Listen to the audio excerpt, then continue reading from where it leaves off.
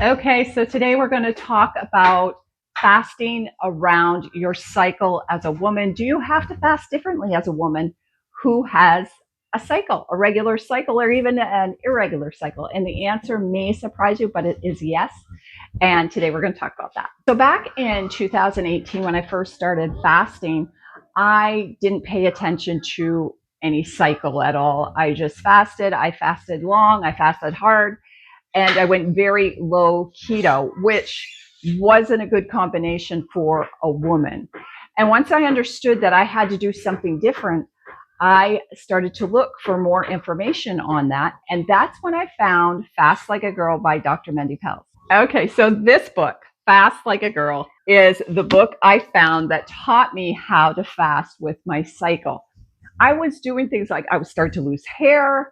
I didn't feel my best. And eventually I stopped losing fat with fasting because I was doing it wrong. I wasn't doing it according to my hormones and my cycle.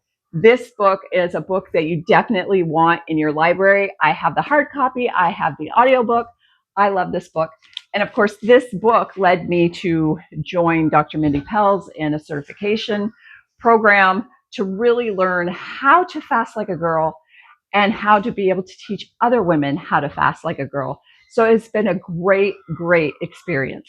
So in this chart right here, I'm going to break this down. But this is the fasting cycle according to Dr. Mindy Pelz. It is the Fast Like a Girl cycle. So it breaks down parts of your cycle, when you should fast, how long you should fast, and when you should not fast. Because believe it or not, there's some times in the month that it isn't beneficial for you to be fasting, all because it brings up cortisol, and we don't want cortisol because cortisol really keeps progesterone down, and sometimes in the month we need progesterone. So we have to worry about estrogen, we have to worry about progesterone, and we have to worry about testosterone and how to best support those throughout our cycle. So the first part of your cycle, the first 10 days, is from day one is the first day that you bleed in your cycle. The first day you need feminine products, that's day one. And so from day one to day 10, that is one of the power phases that Dr. Mindy has explained. And that's a part of your cycle where you can really power up your fast. You can power up the keto and the low carb. This first 10 days is when you really can push yourself with your workouts, because it's a time when our hormones are very low. So what we do doesn't really affect them that much. But estrogen is starting to build, and you want to make sure that you keep your glucose down. So ketogenic diet is perfect for this time of your cycle. So, and the macros in this first power phase is you want your net carbs at 50 or less. And a net carb is when you take your total carbs, if you look at a label, and you take your total carbs and you subtract the fiber from it.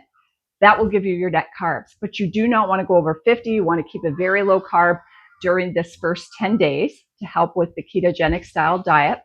And those carbs are going to come from like vegetables, like potatoes, maybe some rice, some tropical fruit, or big salads. That's what you want to do in these first 10 days. You want to keep it keto, so under 50 net carbs, and you don't want any more than 75 grams of protein in this part of your phase of the cycle.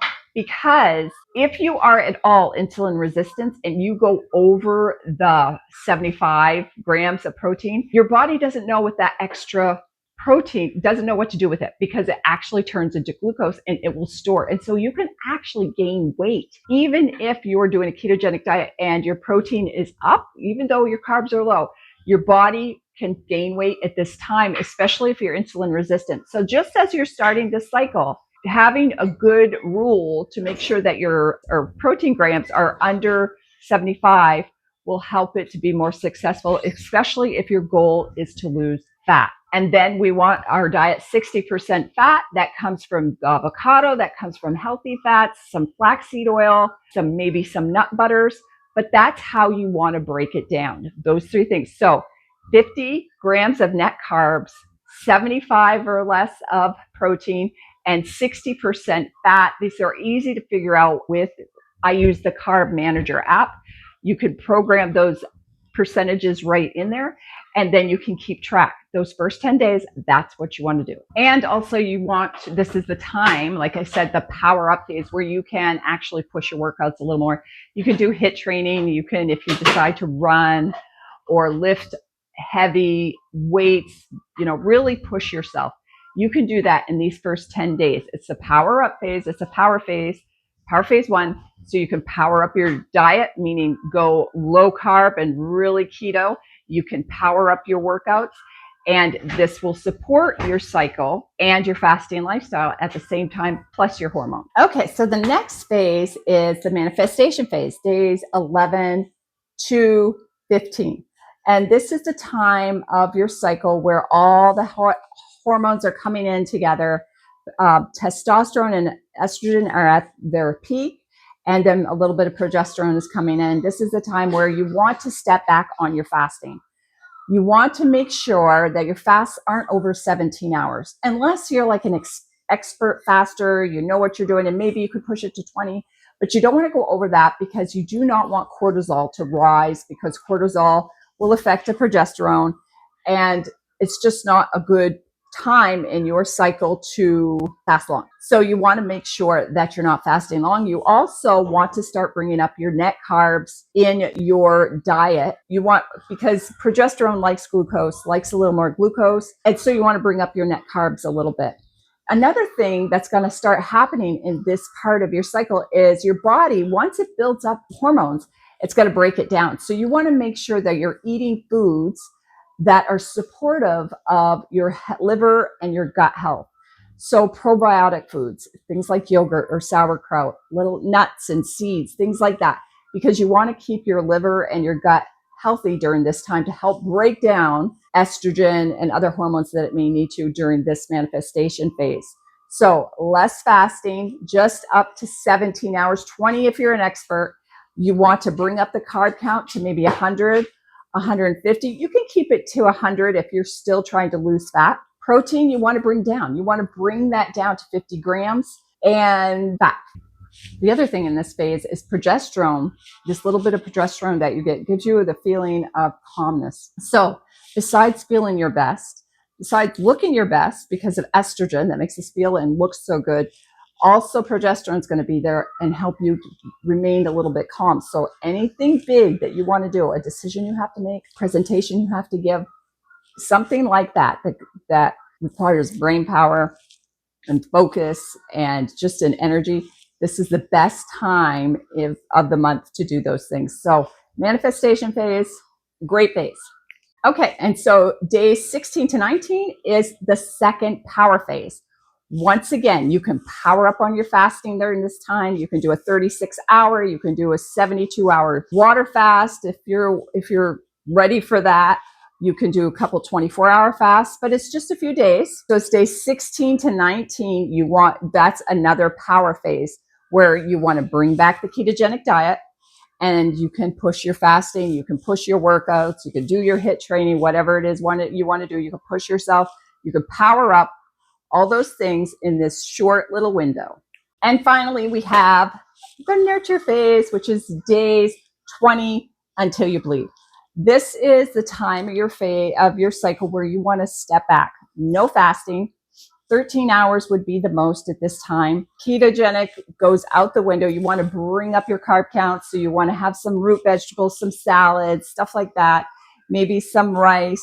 You want to really feed your microbiome with those things. You want to help to have your body be able to allow progesterone to come in. Progesterone is that hormone that makes you feel calm, feel peace, and it is just the feel-good hormone during this time. It also helps us to realize that we need to step back. For this last few days of our cycle, from days 20 till you bleed, you want to make sure that you are nurturing yourself. That's why Dr. Mindy calls this the nurture phase. You're really looking to yourself and to make sure that you're ready for the next cycle. You want to make sure that you are bringing up your carbs. You're not working out too hard. We can walk, just slow everything down a bit. We're not powering up.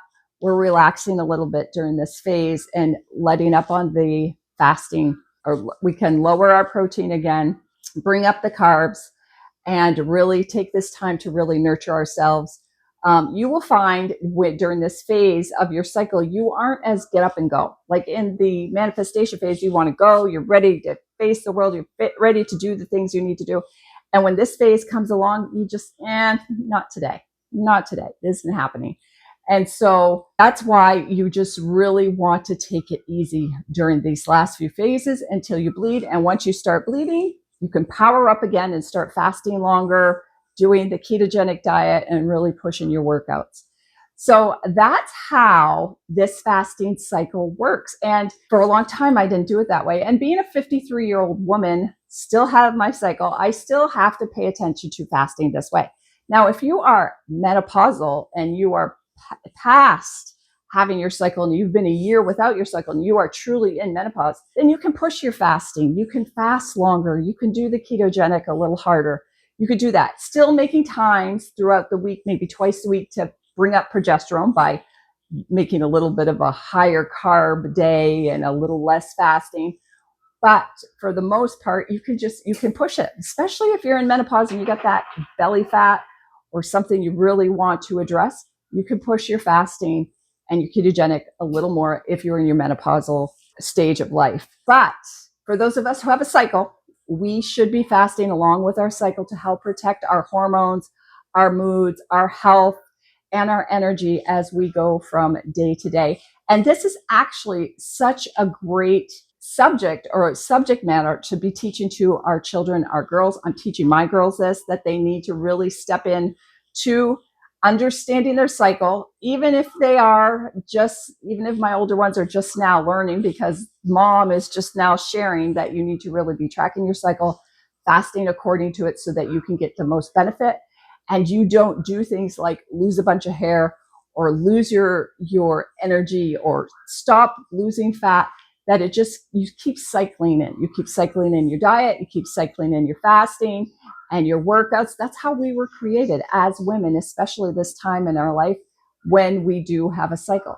We have to pay attention to that. That's how God made us. We have these wonderful bodies that God made, that he shows us through nature itself and the cycles in the world around us. We have to follow cycles.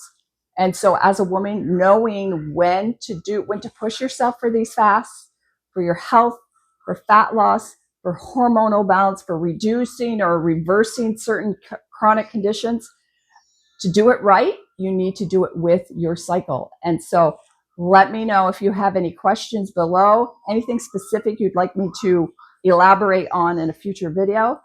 And I would just love it if you liked this video, shared it out, subscribed, and I'll see you in the next one.